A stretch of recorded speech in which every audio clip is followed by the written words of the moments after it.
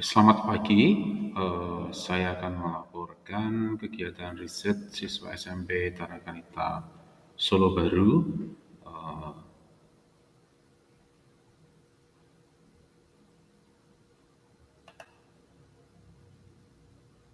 Ya, yang pertama yaitu cara menyaring dan mendapatkan siswa yang berminat untuk riset. Pendekatan yang digunakan yaitu sosialisasi dan promosi, terus pendaftaran dan pendataan siswa yang berminat, tes minat dan bakat.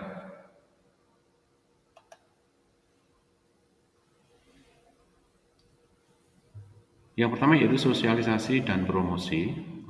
Saya mengadakan sosialisasi kepada seluruh siswa mengenai pentingnya riset dan manfaat dalam pengembangan ilmu pengetahuan dan keterampilan. Jadi ini saya lakukan di dalam kelas pada waktu pelajaran saya dan saya sedikit mengenalkan sedikit tentang riset kepada anak-anak. Terus saya juga menggunakan media komunikasi WhatsApp, grup WhatsApp ya ini ya, untuk memberi mendata atau mungkin memberikan informasi tentang minat mereka untuk ikut riset. Dan saya juga melakukan presentasi kelas tentang minat dan bakat siswa. Jadi di dalam kelas saya mencoba untuk presentasi sederhana, memberikan contoh-contoh riset dan bagaimana proses mengerjakannya. Yang kedua itu pendaftaran dan pendataan siswa yang berminat. Jadi saya membuka pendaftaran secara sukarela bagi siswa yang berminat mengikuti kegiatan riset. Yang kedua, mengadakan pendataan berdasarkan kriteria tertentu seperti ketertarikan siswa terhadap sains dan teknologi, serta kemampuan akademik yang memadai. Tes minat dan bakat. Eh, saya mengadakan tes sederhana, yaitu dengan cara eh, mungkin anak saya suruh untuk mencari problem atau permasalahan yang ada di sekitar, terus mencari solusi atau pemecahannya, bagaimana solusi itu dapat dilakukan untuk memecahkan permasalahan tersebut. Lalu saya mengadakan wawancara dengan beberapa siswa dan untuk mengetahui motivasi dan komitmen anak tersebut untuk kegiatan riset ini. Itu yang kedua itu tahap pembimbingan yang sedang dilakukan, yaitu saat ini saya sedang melakukan pembimbingan meskipun sebelumnya saya belum melakukan. Yang pertama yaitu pengantar dan orientasi, memberikan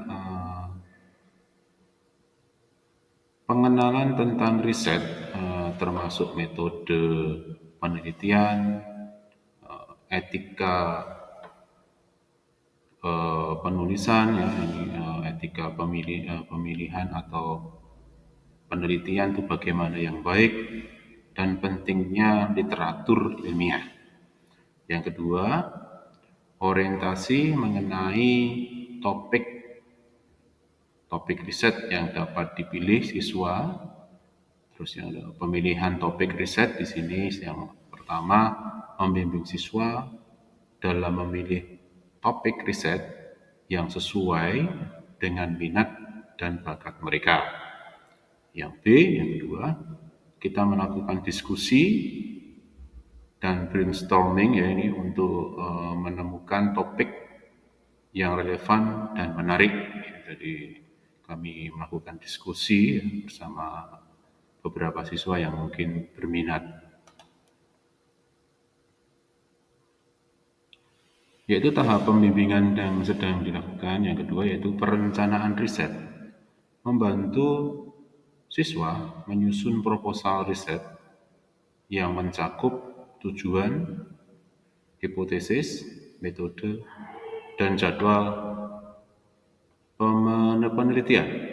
Jadi di dalam perencanaan riset ini kami mencoba untuk membimbing siswa untuk mencoba membuat proposal yang terdiri dari tujuan, hipotesa, dan sistematika yang ada di dalam penulisan proposal. Terus kami coba review, jadi mereview dan melakukan feedback jadi terhadap proposal yang sudah dibuat oleh siswa atau yang sudah disusun. Ada masukan atau mungkin yang perlu diperbaiki mana, dan mungkin ada tambahan-tambahan.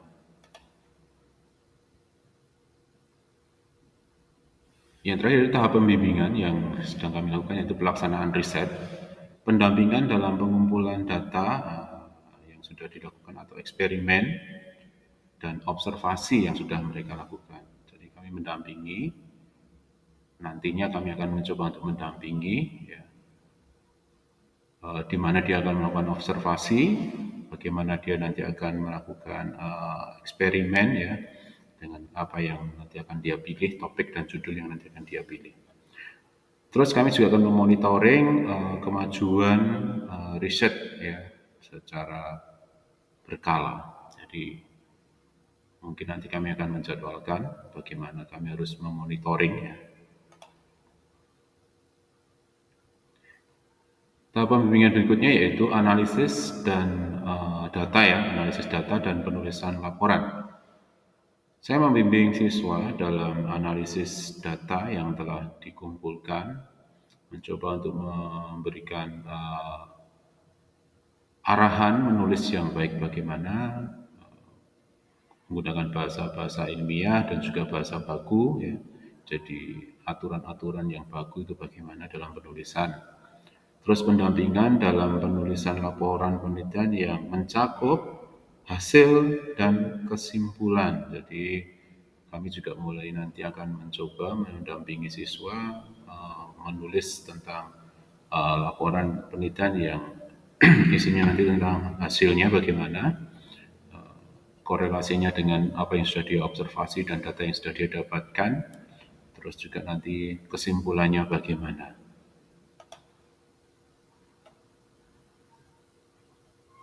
Tahap pembimbingan dan berikutnya yaitu presentasi dan publikasi. Saya mencoba melatih siswa untuk presentasi di depan audien, ya. Jadi apa yang sudah dia lakukan kita coba untuk merepresentasikan.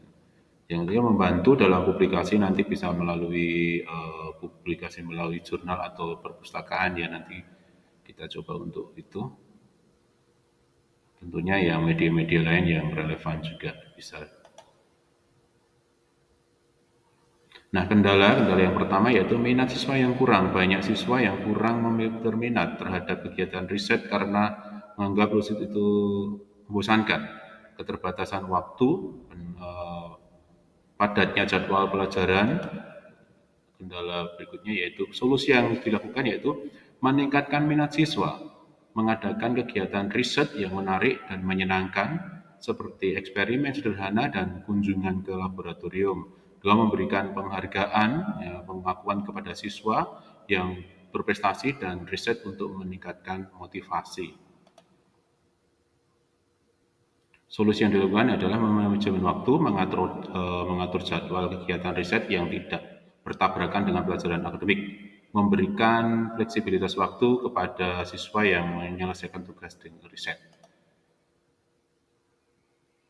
Kesimpulan, dengan langkah-langkah yang telah diambil, diharapkan kegiatan riset di SMP Tarakanita Solo Baru dapat berjalan dengan lancar dan memberikan manfaat yang besar bagi pengembangan ilmu pengetahuan dan keterampilan siswa. Terima kasih, demikian laporan yang sudah kami buat dari hasil dari saya, Haryanto Nugro. Terima kasih.